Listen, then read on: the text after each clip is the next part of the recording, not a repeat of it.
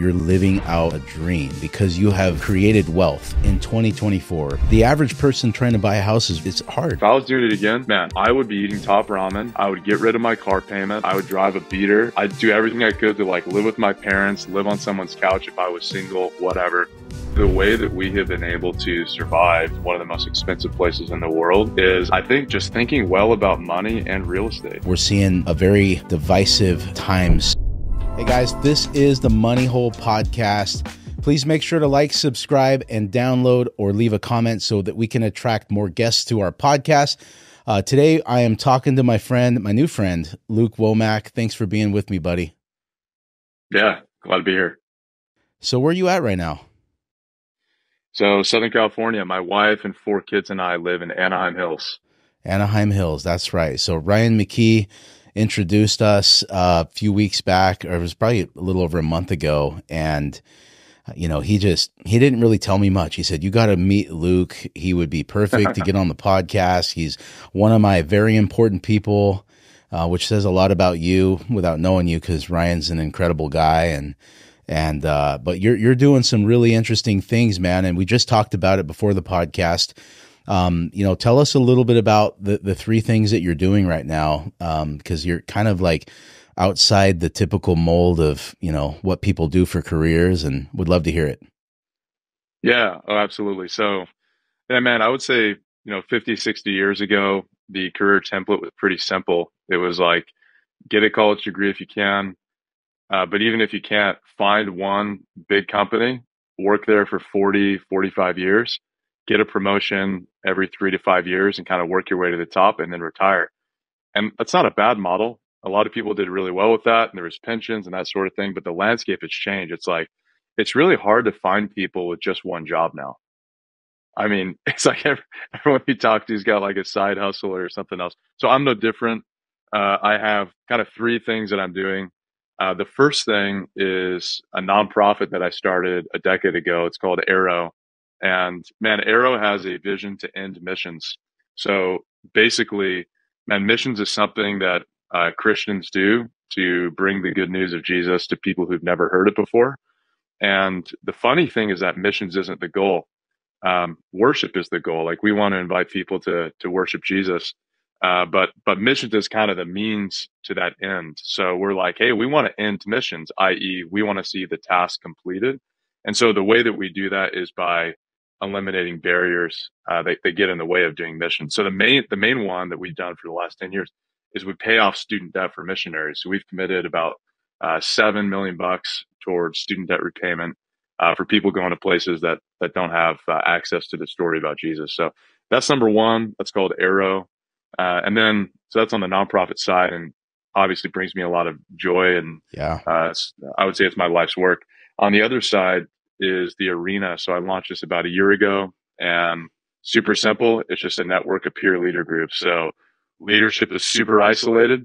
And I discovered that, and you probably felt that at times. So we're just getting leaders together who can talk about their problems and realize they're not the only one with them, and solve those in community with like-minded people.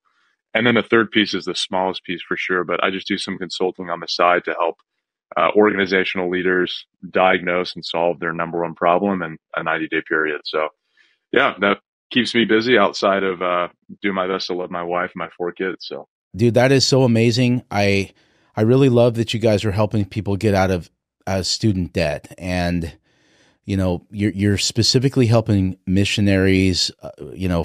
I guess that would be one way to put it. People that are, kind of making it a life decision to go outside of the U.S. to third world countries. Is that right? Yeah, that's it. And obviously, no one does that for the money. So it's man, any way that you can help someone who's a missionary from a financial perspective is going to be pretty welcome. Yeah.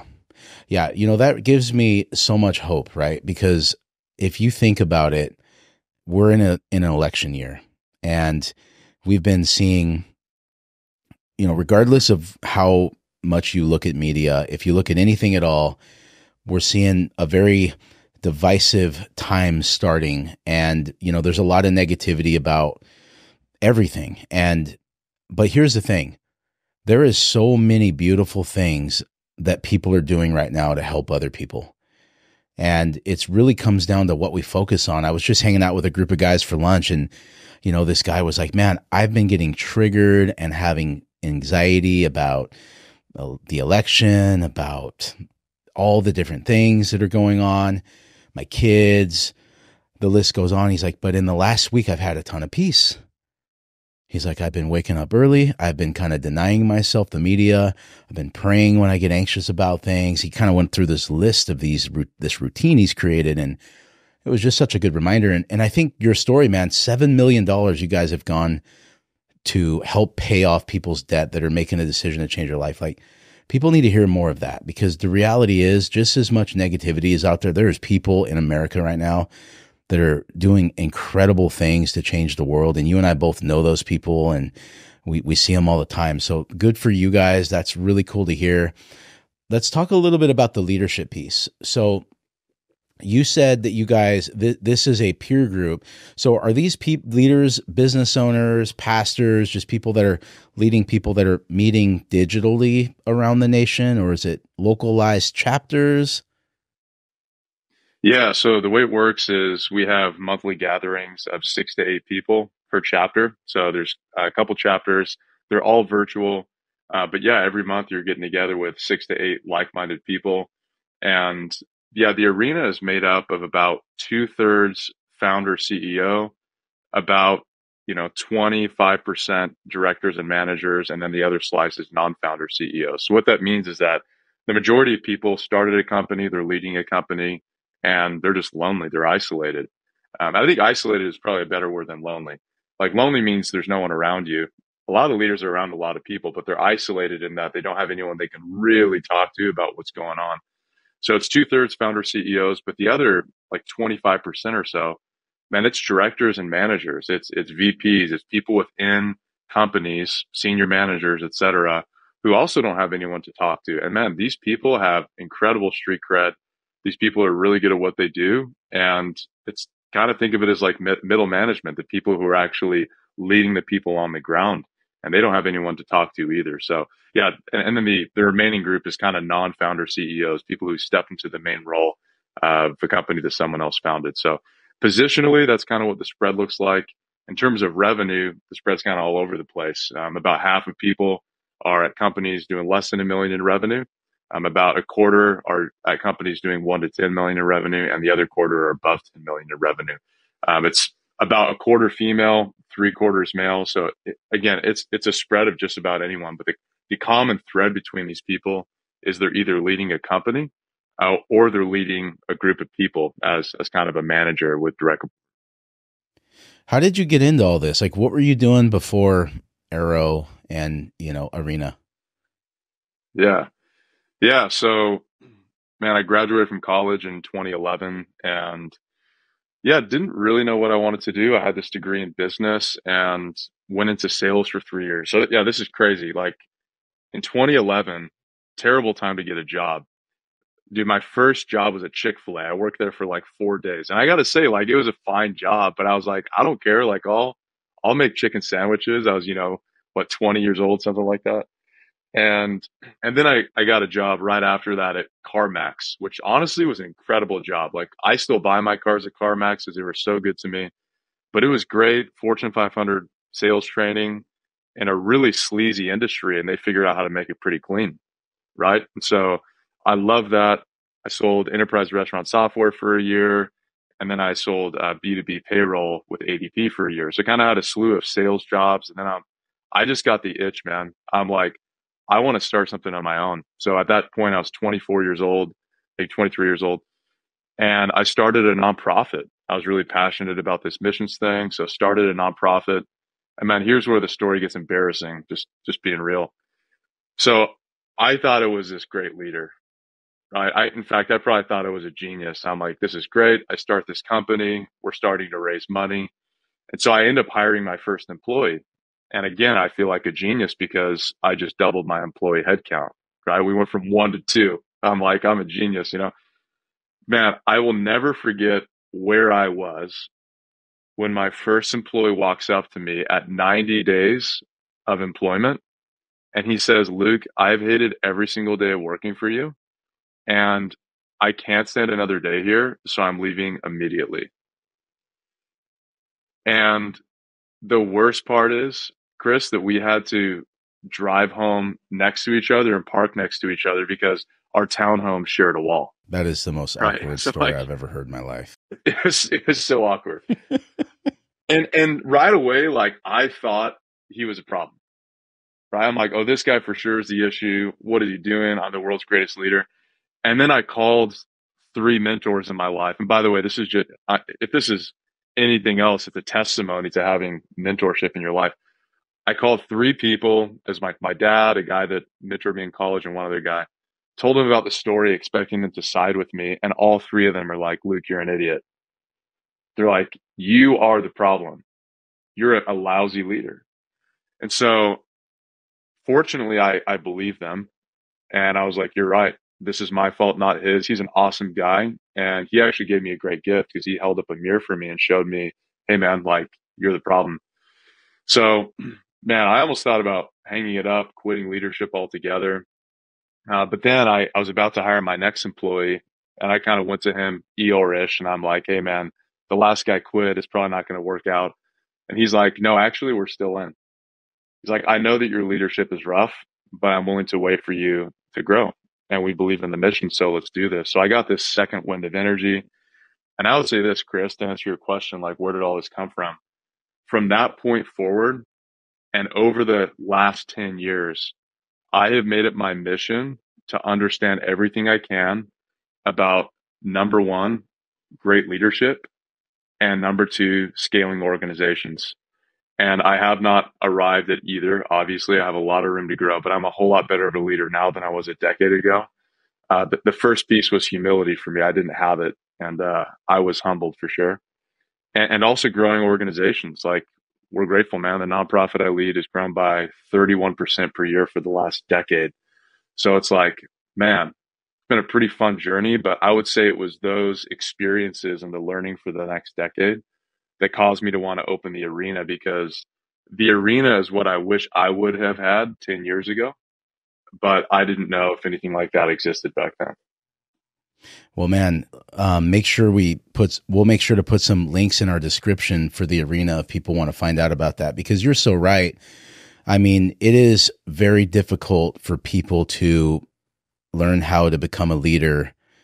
I mean, and we're all leaders, right? I mean, that's the thing that I always try to tell people is, like, when we talk about leadership, I read this John Maxwell daily devotional to my team every morning, and it's always talking about leadership. And, you know, early on, I was sitting there reading it to him. I was like, man, I hope they're not just thinking about me the whole time I read this. And I was like, you guys realize you're leaders too. And so I was like, hey, bare minimum, we're leading ourselves. If we have children, we're leading our children. And you may not realize it, but there's friends around you, and you're like that gal or that guy to them. You may not feel like that, but like, you are in a place of leadership with somebody who asks you for questions, who gets advice from you. And so for anyone that's in a place of in business or leading organizations, it's difficult. It's a really hard thing. I think it was about a month ago, I had a guy on the podcast, and he was talking about, you know, in the church, a lot of times pastors are just kind of thrown into becoming a leader based on their knowledge, or they got a degree in theology, or they're a talented speaker. But when it comes to actually leading the organization, like, you know, they make a mess of it. And obviously we see that in business too. So that's been one of the greatest things for me too, bro. I agree with you. I mean, you know, my first exposure to leadership was Alcoholics Anonymous.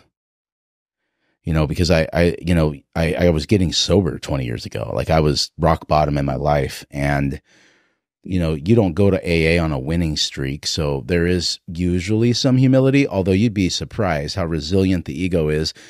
But you go in there and you get a sponsor, and they kind of tell you to kind of keep your mouth closed and listen, and, you know, clean the dishes and open the door for people. And you just get this service, you know, they kind of get you into this culture of service and listening more than you talk.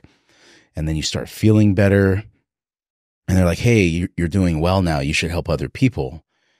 And yeah, you're not going to get paid for it. Yeah, it's an inconvenience. You're going to have to drive across town, and you're probably going to have to take some time away from work or your weekend. But like, this is the greatest gift. Like, it's going to make you feel better. And as you know, people that usually end up in AA, they got there because they really like feeling better. They just found the wrong way to do it. And so, I just learned a lot about leadership there. And then I learned about honesty. And then all of a sudden I'm in business and I start getting invited to these groups. I've been in BNI, and there's gosh, what's that? There's another international leadership group that sounds similar to what you guys are doing.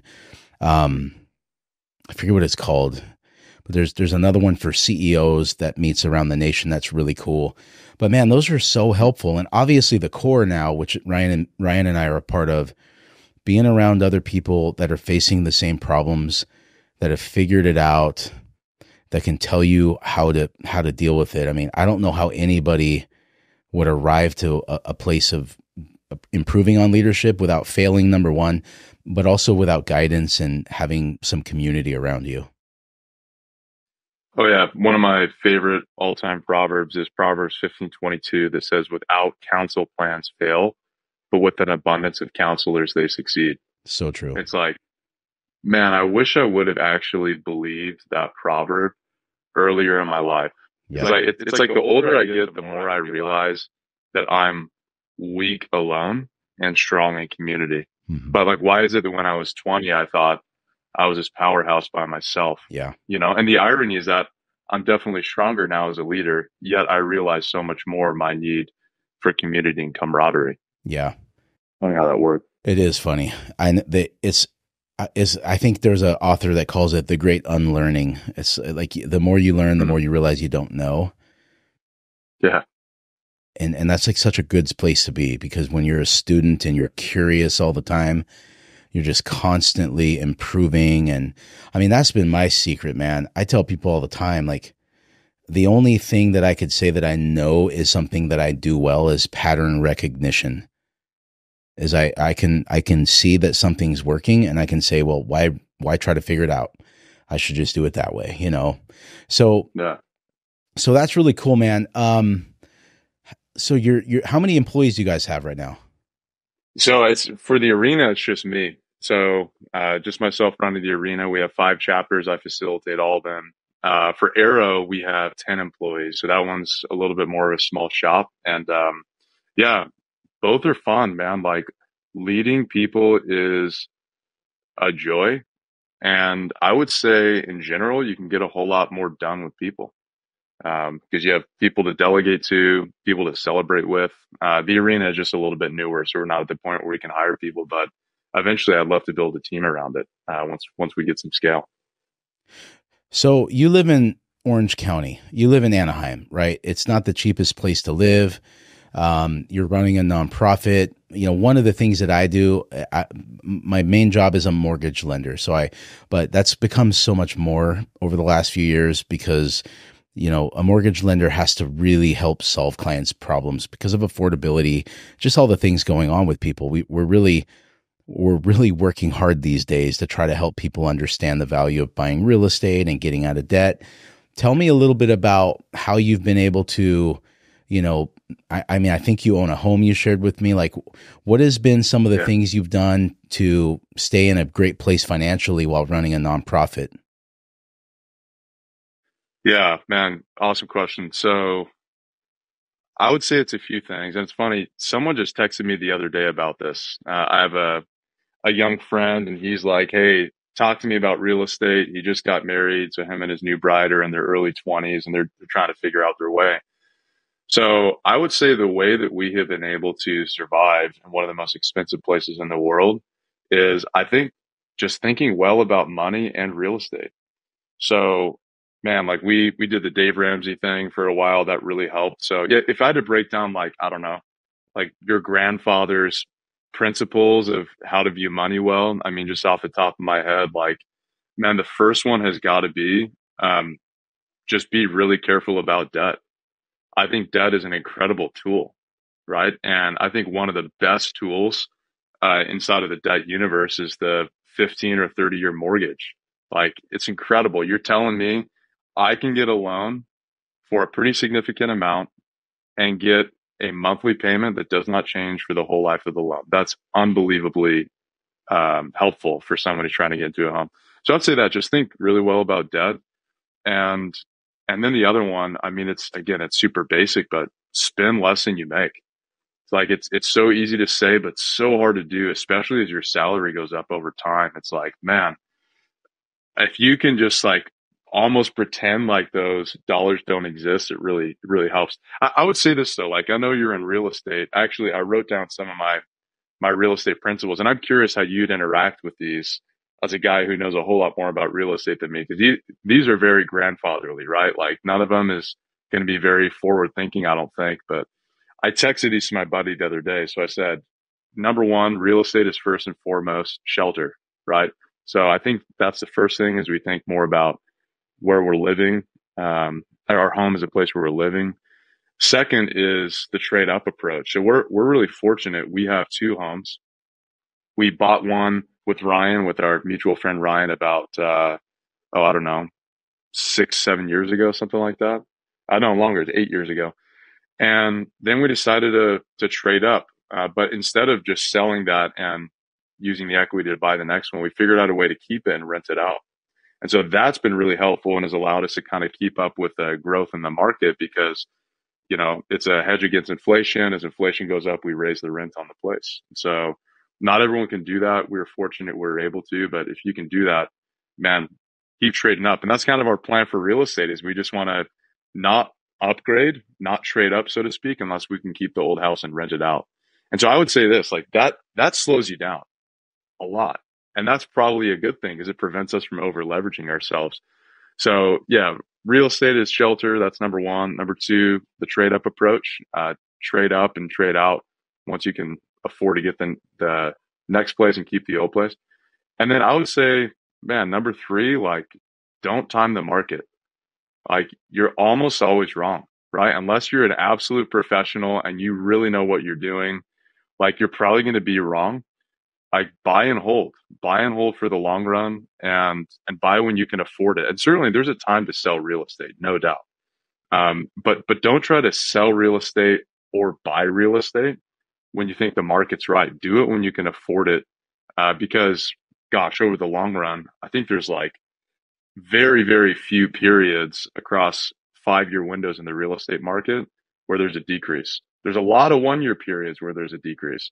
But if you look at 5 year snapshots, like real estate is really reliable as an investment once you have a place to live. So, man, those are some of the principles we think about. But largely they're pretty old fashioned. And I know a lot of people do really well using kind of more modern thinking with money and real estate. That's just kind of our style. Well, there's nothing, I mean, honestly, some of that modern stuff gets people into trouble. I think your principles are timeless, honestly. That's what I preach, that's what I believe, that's what I've done. And I mean, you know, from on this side of the screen, man, you're a guy who went through college and was going in this traditional kind of American career path.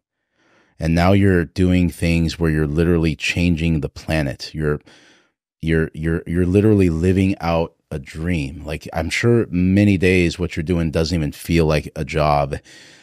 And what's important, I think, for people to hear is there's a reason why you get to do that every day, because you've created wealth and you've created income and you've created a lifestyle where you don't have to make a certain amount of money to live, and you've held on to assets and you've understood and learned some of these really timeless principles like buying real estate and not timing the market. And if you're going to buy a new house, try to keep the house if you can, because they go up in value and rents are inflated every year by, 7 to 8% in California.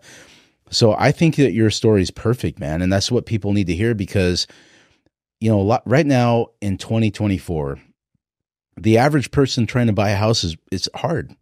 A lot of people have a couple car payments. They're not making as much money as they should be. Things cost more money.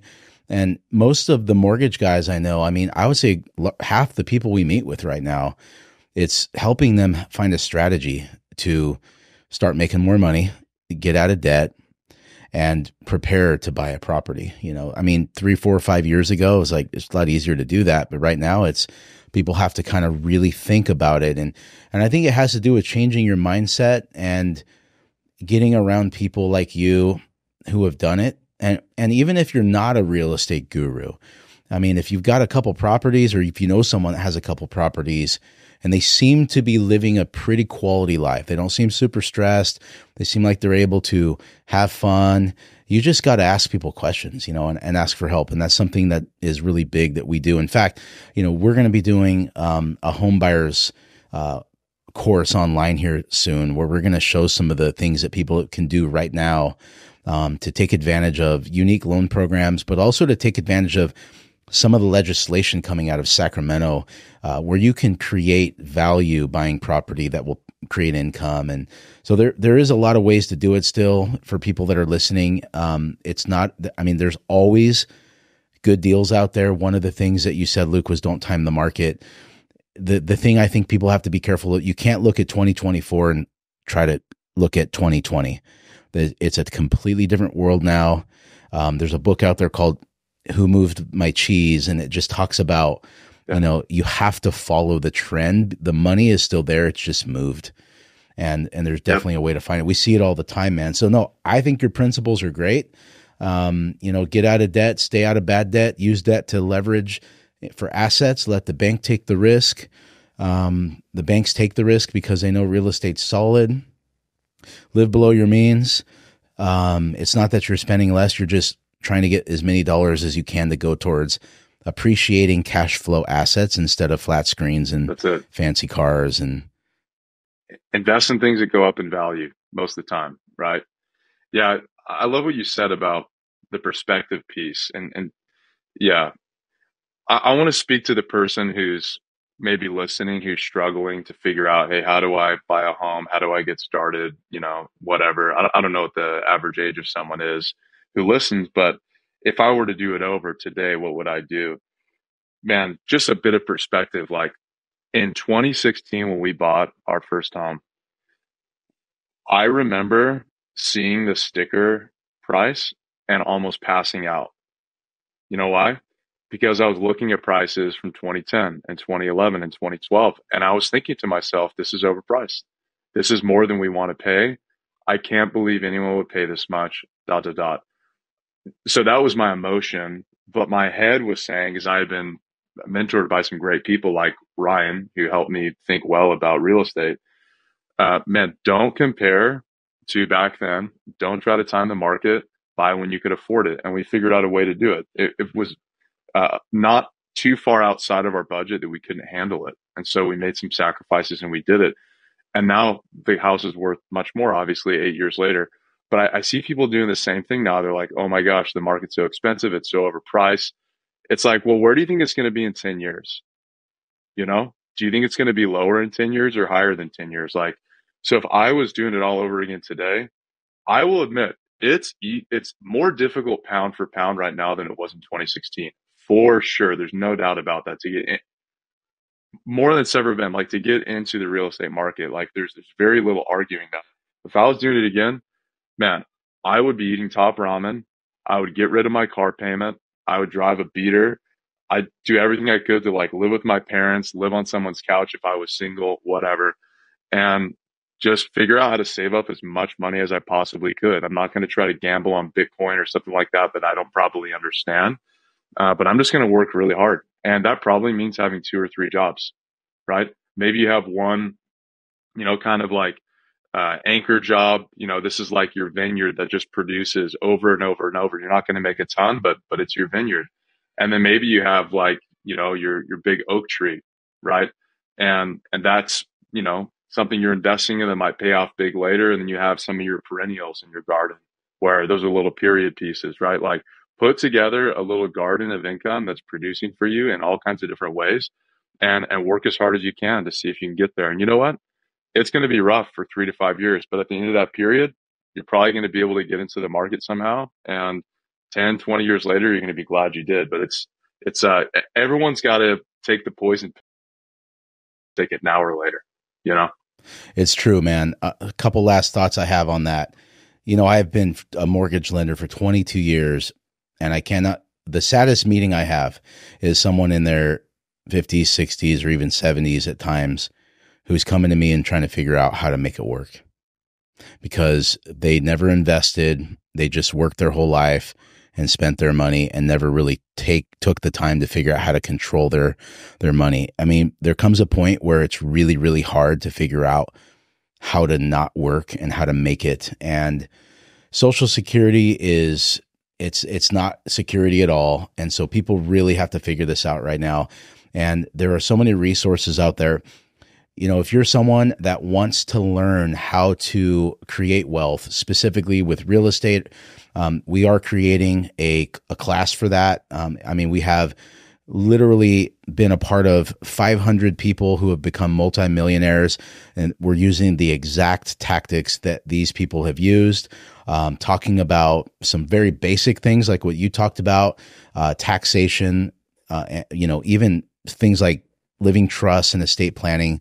So, if someone's interested in that, just DM me or drop a comment wherever you find this podcast. We'd love to get that to you. But other than that, Luke, it's a Friday. I appreciate you making time and taking time away from your day to do this. I think you've got a really powerful message. A guy who, basically went after the thing that was on your heart, and you found real estate and money management and mentors along the way to help you do that, and you're making a difference. So I appreciate you, bro. Thanks for making time for me. Yeah. Hey, thanks so much, Chris. Good talking with you.